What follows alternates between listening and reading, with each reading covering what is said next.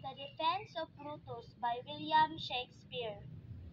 Romans, countrymen, and lovers, hear me for my cause and be silent that you hate me. Believe me for mine honor and have respect to mine honor that you made me. Censure me till we stop and wait your senses that you made better judge. If there be any in this assembly, any dear friend of Caesar to whom I say, that Brutus' love to Caesar was no less than his. If then that friend demand, why Brutus rose against Caesar? This is my answer, not that I love Caesar less, but I love Rome. Had you rather that Caesar were living and die also?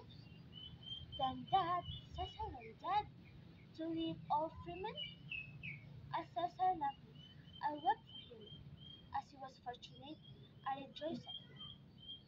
As he was valiant, I honor him, but as he was ambitious, I spare him.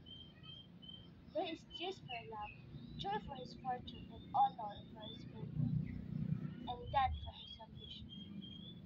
Who is here so base that he can be a bad man? If any speak for him, have I offended? Who is here so vain that would not be a Roman? If any speak for him, have I offended? Who is here so vile that would not love his country? If any speak for him, have I offended? I pause for a reply.